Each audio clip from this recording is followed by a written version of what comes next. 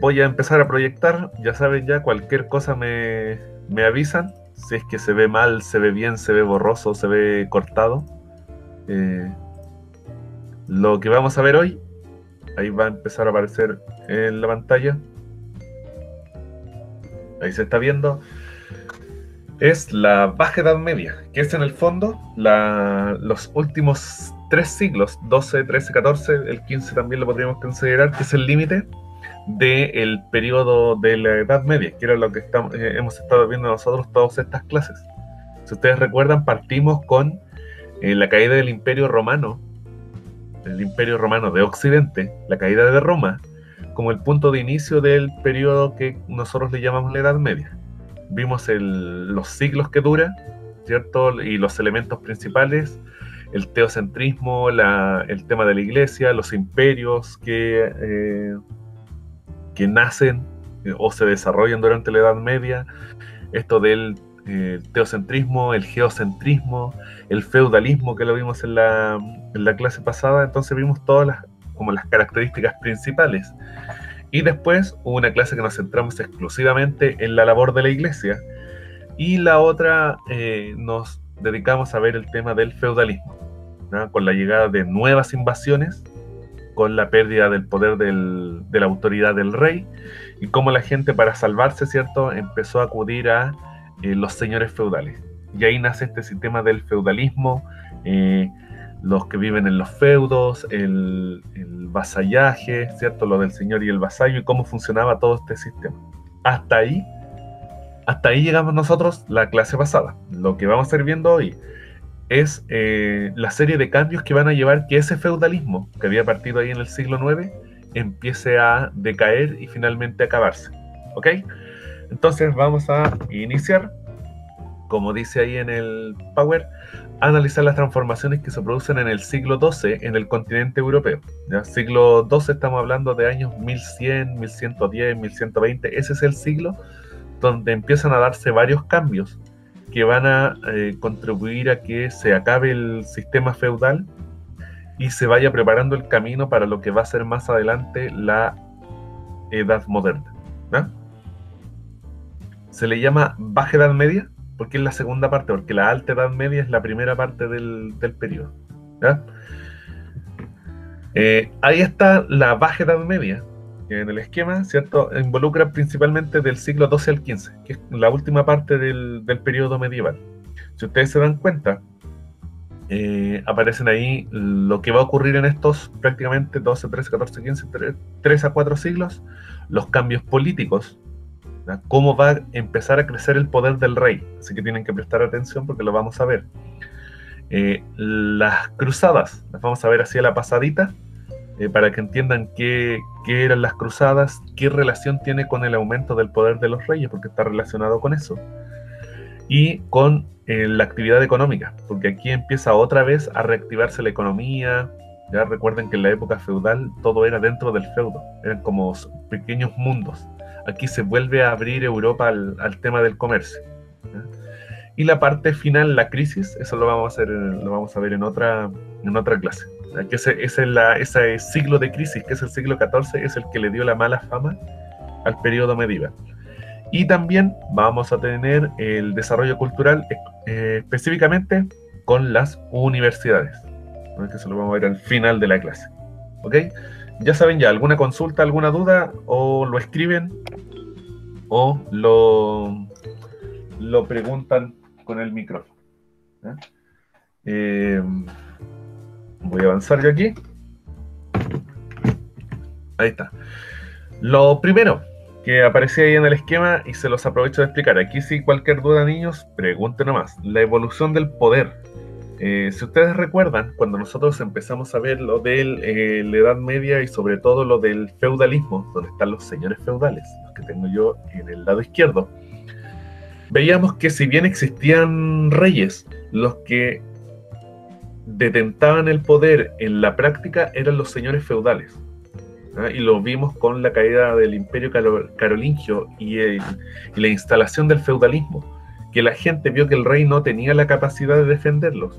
Entonces, ¿qué hizo la gente? Huyó a esconderse en quién sí podía defenderlos, y que en este caso eran los señores feudales.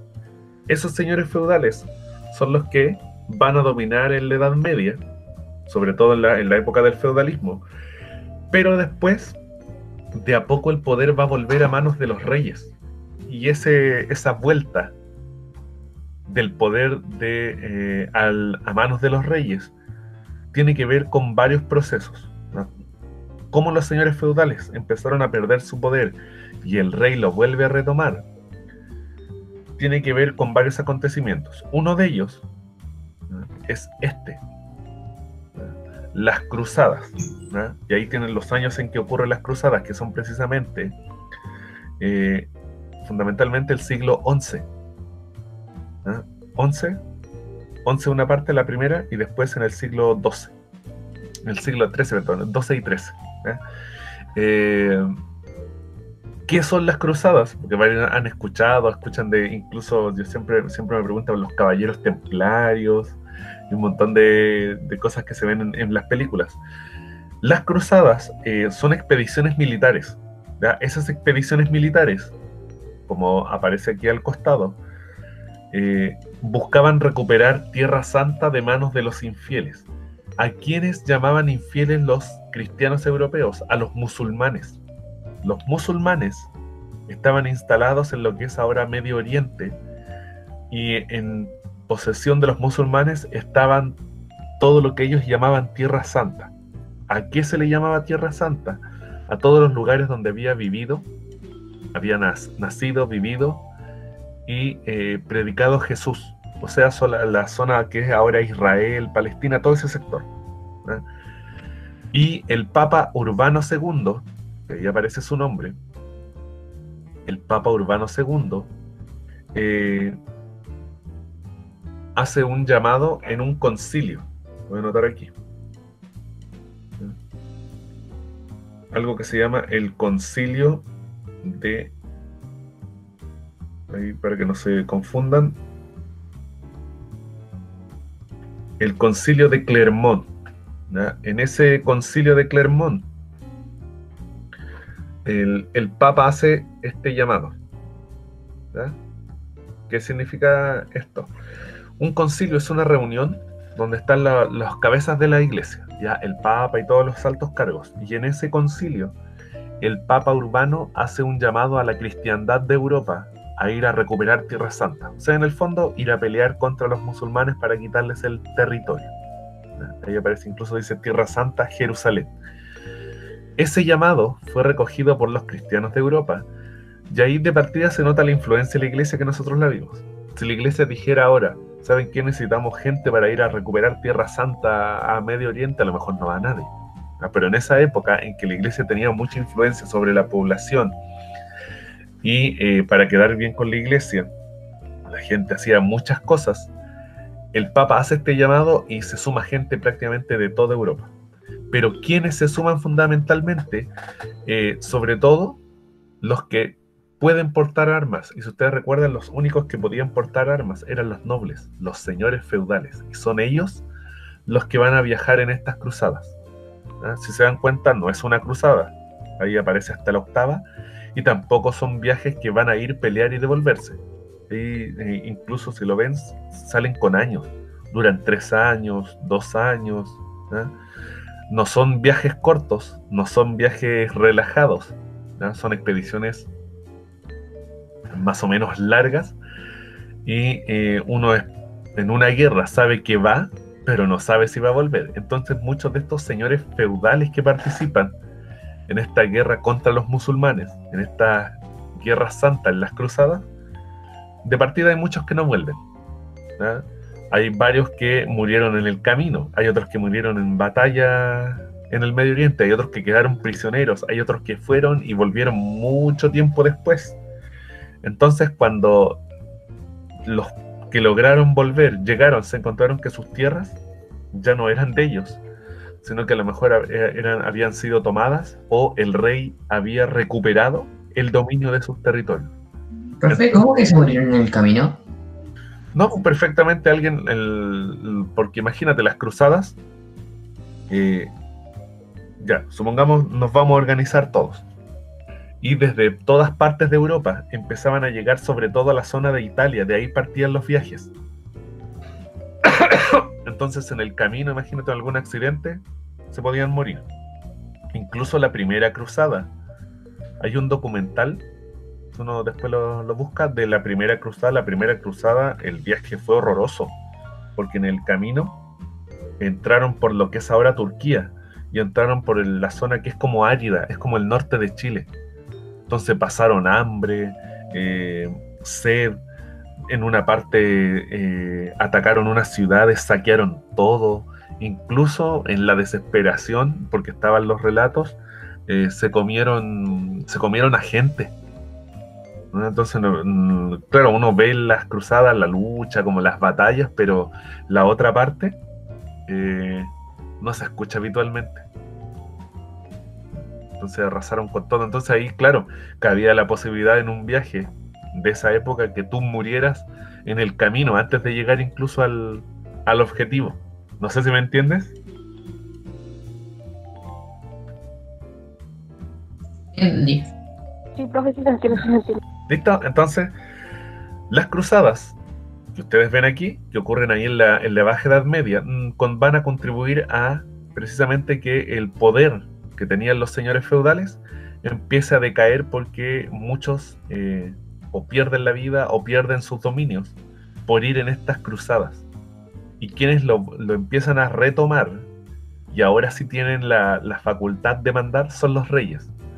Además, a esa altura ya habían pasado prácticamente 200, 300 años de las invasiones y ya se habían acabado. Había vuelto la seguridad a los caminos, van a haber cambios en la economía que van a hacer que la gente ya tenga la necesidad de no estar encerrado en el feudo, sino que puedan empezar a salir y a viajar otra vez por Europa. Entonces el poder de los señores feudales empieza a decaer, ¿no? Y quienes retoman el poder son precisamente los reyes. Además, estas cruzadas, además de permitir el cambio de manos desde los señores feudales al rey, va a generar lazos económicos con Oriente, ¿ya? Porque no todo es combate, no todo es pelea. Generó contactos entre musulmanes y cristianos occidentales. Entonces empezó a reactivarse el comercio entre Oriente y Occidente. Y eso es muy importante porque con ese comercio empiezan a llegar las especias, lo que vendría a ser para nosotros los condimentos, y que en Europa no los conocían o no existían la gran mayoría, empiezan a llegar a Europa. Y también empiezan a llegar varios elementos culturales al continente europeo. Y una de las cosas que llegan son los inventos que permiten después el viaje de Cristóbal Colón a América. La brújula, el astrolabio, todos estos que sirven para ubicarse en alta mar, llegaron a los europeos desde Asia gracias a los musulmanes. Entonces las cruzadas no es solo las batallas, las guerras en sí, sino que también es todo lo que provoca esta pérdida del poder de los señores feudales, y que ahora lo recuperan los reyes, pero también reactiva el comercio y comienza un intercambio cultural. Por eso son tan importantes y tan nombradas, ¿eh? Esa es la primera parte. En segundo lugar, empiezan los cambios agrícolas, ¿eh? En ese siglo XII empiezan a haber varios cambios en la forma de cultivar la tierra, en los elementos que van a utilizar, y como dice ahí, hay innovaciones técnicas. Y esto va a ser como un ciclo, va a ser como un círculo, que más adelante lo tengo yo en un esquema más simplecito y se van a dar cuenta. Dice ampliación de tierras cultivables. Como empieza a crecer la población, necesitan más tierras para cultivar. ¿Y qué empiezan a hacer? Empiezan a talar bosques para poder despejar, ¿no? Drenaje de zonas pantanosas. En el fondo le sacan el agua, ¿no? Hacen muros, cosa que el agua vaya escurriendo y los territorios queden secos. Le ganan territorio al mar, empiezan a construir, ¿no?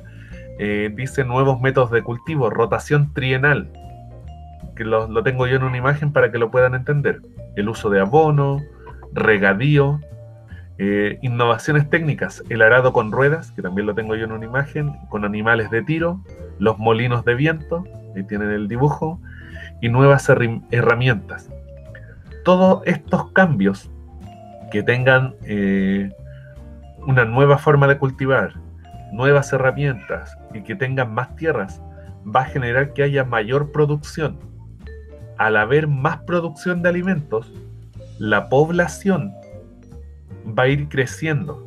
Uno dirá que tiene que ver que haya más alimento con que la población vaya creciendo, porque al haber más alimento hay más variedad y la gente está mucho mejor alimentada, y gente mejor alimentada vive más o soporta mejor las enfermedades. Profe, una pregunta. Dígame. Aproximadamente, como cuántas personas había en el mundo en ese tiempo.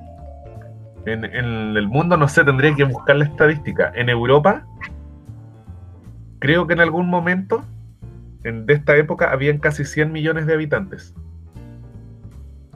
Tengo entendido, lo voy a buscar bien y te lo puedo confirmar. Ya, Más o menos, imagínate unos 100 millones de habitantes, si no me equivoco.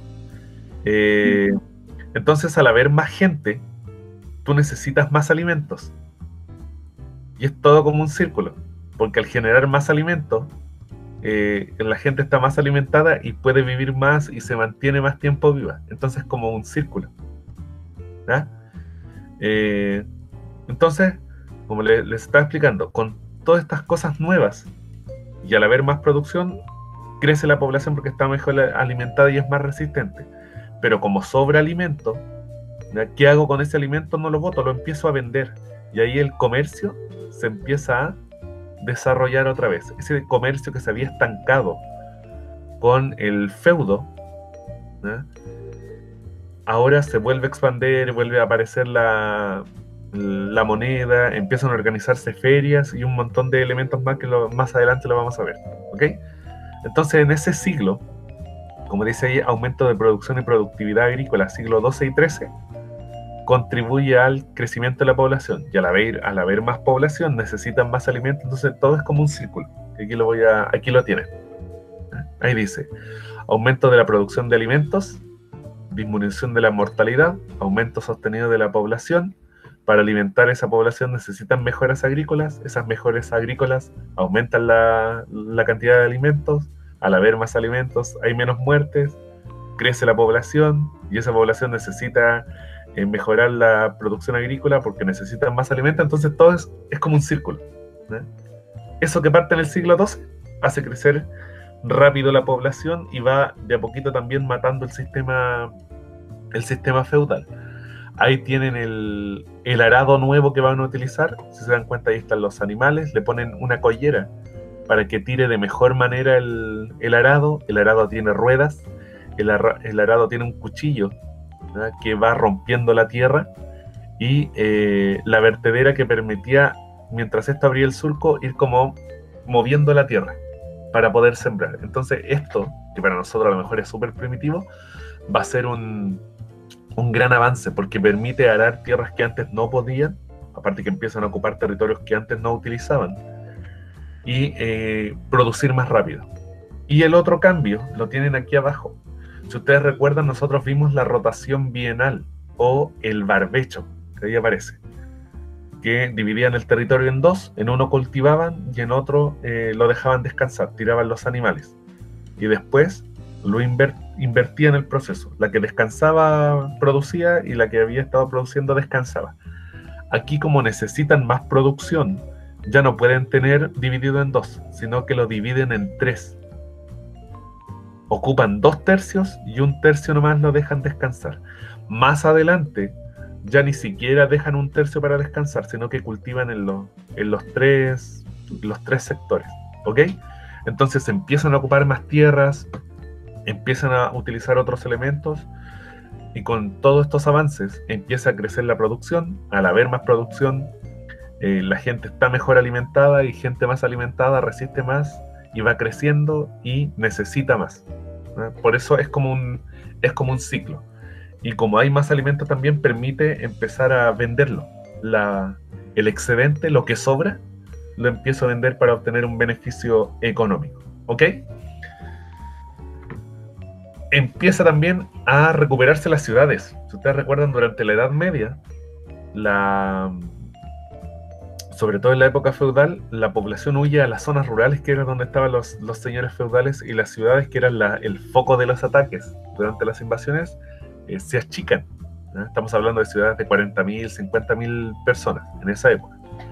Pero como se reactiva el comercio, la gente empieza a ver que ya la inseguridad no existe, que ha vuelto el poder del rey, empieza de a poquito otra vez la población a instalarse en las ciudades. Resurgen, entre comillas, las ciudades, no es que hayan desaparecido totalmente, pero su número había disminuido, la cantidad de habitantes. Y como hay un comercio que permite vivir en la ciudad y comprar productos agrícolas, las ciudades empiezan a crecer. Tengan en cuenta que además, ¿por qué la gente vivía en las zonas rurales? Nosotros estamos muy acostumbrados a vivir en ciudad porque tenemos a mano los recursos. Por ejemplo, ¿qué tenemos? Los supermercados, tenemos las ferias y los negocios de barrio, donde nosotros podemos comprar todos nuestros alimentos y recursos, ¿cierto? En esa época eso no existía, ni los supermercados, ni las ferias, así como las tenemos nosotros en ciertos días de la semana, ni los negocios de barrio. Entonces por eso la gente vivía en las zonas rurales y no en la ciudad. En cambio, ahora que crece el comercio, empieza a circular el dinero, la gente tiene la posibilidad de vivir en la ciudad y comprar los productos que necesita, porque empiezan a crearse ferias e instalarse mercados. Por eso también crecen las ciudades. ¿Ok? ¿Y quiénes destacan en las ciudades? El grupo que empieza a destacar es la burguesía. ¿Quién es la burguesía? Es la gente que acumula riqueza, dinero, gracias al comercio.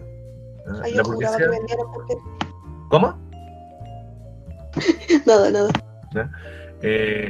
La burguesía, la gente de la burguesía no tenía tierras. Ya las tierras, acuérdense que estaban en manos de la iglesia, en manos de los nobles, de los reyes. La burguesía empieza a hacerse importante, pero no por tener títulos de nobleza o por tener tierras, porque no las tenían, sino que empiezan a hacerse importantes porque acumulan dinero gracias a la reactivación del comercio. ¿Y por qué se le llama burguesía? Porque la burguesía, estos comerciantes vivían en los burgos. ¿Y qué cosa eran los burgos? Las ciudades. Se les llamaba burgo a las ciudades en la Edad Media. De ahí viene el nombre de burguesía. Y después el rey se va a empezar a aliar, a unir con la burguesía. ¿Por qué? Porque el rey se da cuenta que no le sirve la nobleza, porque la nobleza puede tener tierras, puede tener los títulos, pero el rey, para financiarse, ¿qué necesita? Necesita dinero. ¿Y quién tiene el dinero? No lo tienen los nobles, lo tiene la burguesía. Entonces ahí el rey también empieza a recuperar poder, porque ahora tiene un apoyo económico. No son los nobles, es la burguesía, que es la que les facilita el dinero también. Y junto a la burguesía en las ciudades tenemos los gremios, ¿ya? Los gremios y las asociaciones de artesanos, los que no eran agricultores ni ganaderos, pero sí realizaban otra labor por la cual cobraban, ¿ya? Herreros, carpinteros, y se organizaban en gremios. O sea, el gremio de herreros, por ejemplo, ¿ya? 10 herreros, 20 herreros, todos se ubicaban en sus talleres en algún sector de la ciudad, ¿ya? O sea, había así como un barrio de herreros, de ahí estaban todos los herreros, se ponían de acuerdo en regular la actividad, lo que iban a cobrar, a quién le iban a enseñar, porque eso era súper importante. Ellos elegían a quién iban a enseñarle la actividad que realizaban. No era masivo, no es como que van a ir a un colegio donde le van a enseñar a 40 niños a ser herrero, no. Aquí un maestro, un herrero, le enseñaba a uno solo, ¿eh? ¿Y eso para qué servía? También para cuidar la actividad, porque si eran muchos se perdía la importancia que tenían. Entonces tenemos la burguesía, por un lado, y los gremios por otro. Y ahí las ciudades empiezan a crecer otra vez. Junto con esto, el comercio. Ahí yo les puse el mapa. El comercio empieza otra vez a resurgir en el continente europeo, ¿eh? Y se empiezan a organizar ferias. Ahí aparecen unas cositas de color amarillo. Ahí lo estoy marcando yo, que son como monedas de oro. Se empiezan a organizar ferias en varias partes de Europa, sobre todo en lugares donde se cruzan rutas importantes del comercio, ríos, ¿no? ¿Y esto qué hace? Que llegue población de distintas partes de Europa a vender. Así como ustedes ven las ferias, aquí en Coquimbo, ¿cierto? La feria que está en el puerto, donde venden la verdura, la fruta, ¿cierto? Pero esto es a nivel de Europa. Eran ferias que duraban 2 meses, un mes completo, se instalaban ahí comerciantes de todas partes del continente europeo a ofrecer sus productos. Y ahí se vuelve importante otra vez el tema de las monedas. ¿Por qué? Porque habiendo tanto comercio, tan distinto y de distintas partes, la forma más rápida de comerciar era a través de monedas. Entonces ahí empieza otra vez a resurgir el comercio. Incluso las ciudades se organizan entre ellas, se asocian para el tema del comercio. Por eso aparecen con colores, dice Liga Hanseática aquí arriba. Es de color naranjo. Liga Genovesa, área comercial. Catalana, ahí donde está Barcelona. De Champaña, que es en Francia. Venecia, ahí es lo que es ahora Italia y parte de los Balcanes. Se unían las ciudades para el tema del comercio, ¿verdad? Y establecían rutas. Todavía aparecen las rutas del comercio. Entonces, en ese siglo, gracias al tema de la agricultura, a lo de las cruzadas que veíamos, se empieza a reactivar todo otra vez, ¿verdad? Y por eso pierden importancia también los señores feudales. El comercio se abre, se vuelve a circular por toda Europa porque ya no hay invasiones, se vuelve más seguro, hay de dónde sacar producto porque la producción agrícola sobre todo crece mucho y hay mucha población que demanda productos. Entonces, al haber más gente, se necesitan más cosas, se necesitan más productos, entonces el comercio empieza a surgir otra vez, ¿ok? Y la última parte, el desarrollo cultural, ¿no? Porque aquí no es todo comercio o dinero, también empieza el desarrollo cultural. Si ustedes recuerdan, cuando nosotros vimos los de la iglesia y su influencia, vimos que una de las partes en que influía mucho era en la parte cultural, porque la iglesia realizaba las copias de los libros con estos monjes copistas.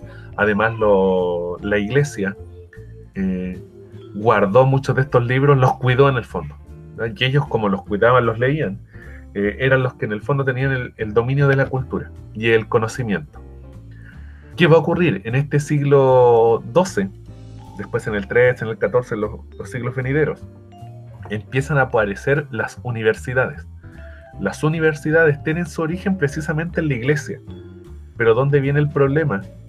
Que cuando partieron las escuelas, que después van a ser las universidades, ellos en su desarrollo intelectual, en el tema de estudio, de análisis, se dan cuenta que la religión le está poniendo un tope, es un techo. No pueden seguir avanzando porque chocan con las ideas religiosas. Y ahí se empiezan a separar las universidades de la iglesia. Y empiezan a aparecer distintas instituciones de educación en Europa. Obviamente no es como ahora. Eran poquitas cátedras, lo que vendrían a ser como las carreras de hoy en día. Y tampoco no era fácil acceder. De partida no habían libros. Eran escasos, entonces era más o menos caro, ¿no? Después, más adelante, con la imprenta, esto se va a mejorar. ¿Qué universidades empiezan a surgir? Bologna en Italia, es una de las más antiguas que existe en el mundo, y esa universidad todavía existe. La Universidad de París, que es la actual capital de Francia, y las otras dos que son muy nombradas en el mundo, y en las películas la nombran mucho, la Universidad de Oxford y la Universidad de Cambridge, ¿verdad? Porque son, aparte de muy antiguas, están en el top 10 de las mejores universidades del mundo, ¿verdad? Y que están en Inglaterra, ambas. Y ahí lo tienen ustedes, las distintas, ahí dice, escuelas existentes antes de 1200, luego transformadas en universidades, ¿verdad? Ahí aparece Oxford, aparece París, ahí está Bolonia, Reggio, Montpellier, que es en Francia, Salerno, en Italia. ¿Y Harvard dónde queda? ¿Cómo? ¿Y Harvard dónde queda? Harvard es Estados Unidos. Ah, ya. Sí, Harvard es Estados Unidos. Cambridge, Oxford, los tiene tú ahí en el mapa, mira, ahí lo estoy marcando yo. El cuadrado azul y el triángulo verde. Ahí dice universidades fundadas en el siglo XIII ahí empiezan a aparecer más universidades, y después las fundadas en la primera mitad del siglo XIV, que son las de los triángulos, ¿verdad? La gran mayoría eran originalmente escuelas que después derivaron en universidades, ¿verdad? Y después fueron creciendo a medida que fueron creciendo el interés, el número de alumnos y la disponibilidad de recursos como para poder ir a la universidad. ¿Ok? Entonces, chicos, ahí tenemos todo lo que ocurre. Voy a retroceder yo rapidito para que lo puedan ver. Todo lo que ocurre en esta Baja Edad Media. El cambio político no es que inmediatamente los señores feudales pierdan el poder y se lo pasan a los reyes. No, esto va a ser lento. Ya son 2 a 3 siglos en que los señores feudales van perdiendo su poder y los reyes lo van retomando. Y más adelante, porque no sé, voy a revisar, lo deberíamos alcanzar a ver, en la Edad Moderna ya los reyes tienen en control total y después pasan incluso a ser los monarcas absolutos, cuando el rey domina sobre todos, ¿eh? La expansión de la cristiandad, porque ahí se ve el peso que tenía la iglesia con las cruzadas, estas expediciones, ¿cierto?, a Tierra Santa, a quitarle territorios a los musulmanes, a los infieles. En realidad las cruzadas, si bien ese es el objetivo principal, habían muchos que iban a comerciar, iban otros que iban a ver qué tierras ganar, no le interesaba la parte religiosa. Junto con esas cruzadas que contribuyen a la caída del poder de los señores feudales, teníamos, ¿cierto?, que reactiva el comercio, pero ese comercio también está marcado por los cambios, lo voy a mover, por los cambios agrícolas. Al haber más gente, necesitan mayor producción. Al necesitar mayor producción, necesitan ocupar más tierras, necesitan otros métodos para mejorar la producción y nuevas herramientas. Con todos estos elementos van a lograr producir más, y al producir más crece la población porque está mejor alimentada, resiste más las enfermedades, y es todo un ciclo, ¿eh? Y también al existir más alimentos hay excedente, o sea, lo que sobra, y eso lo que sobra va a permitir el desarrollo del comercio, que era lo que nosotros teníamos aquí, ¿cierto? Este círculo: mejora agrícola, aumenta la producción, disminuye las muertes, aumenta la población.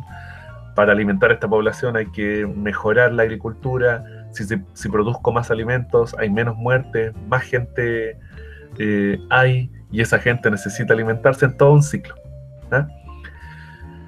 Vamos a tener los inventos, ahí está el arado, y también cómo cambia el tema de la tierra, que como se necesita más, ya no pueden dejar la mitad descansando, lo que dejan descansar es 1/3 y los otros 2/3 los empiezan a ocupar. Vamos a tener cómo se reactivan las ciudades, empiezan a crecer otra vez, empieza a llegar la actividad comercial, artesanal, ¿eh? Muy importante, esto no se les olvide, la burguesía, el grupo que acumula riqueza gracias al comercio, el dinero, ¿no? De aquí de a poquito el dinero se va a hacer importante, sobre todo para este grupo, y después el rey se va a apoyar en la burguesía. Y también la presencia de los gremios, ¿no? Gremios de carpinteros, gremios de herreros, que van a regular la actividad. Incluso se ubicaban en determinados lugares de la ciudad todos juntos, porque así regulaban el precio, regulaban la actividad, regulaban la enseñanza de la artesanía. Y después, ¿cierto?, cómo se va a expandir el comercio a todo el continente. Incluso se organizan ligas de ciudades por el tema del comercio, las ferias que se van a hacer a nivel de Europa. Entonces se imaginarán que llegaba muchísima gente porque era una feria a nivel europeo. Y finalmente el desarrollo cultural, ¿cierto? La aparición de lo que nosotros conocemos como las universidades, que nacen de la iglesia, pero después se van a separar de la iglesia porque su desarrollo intelectual choca con las ideas religiosas. Y para poder tener mayor independencia en ese sentido, se separan. Ya aparecen universidades como la de Bolonia, París, Oxford y Cambridge, que no son las únicas, porque después vamos a tener toda esta serie de instituciones de educación en el continente europeo. ¿Listo, chicos? Eso sería todo. No sé si alguien tiene alguna duda, alguna consulta. Yo acabo de sacar la presentación de todos los que están ahí.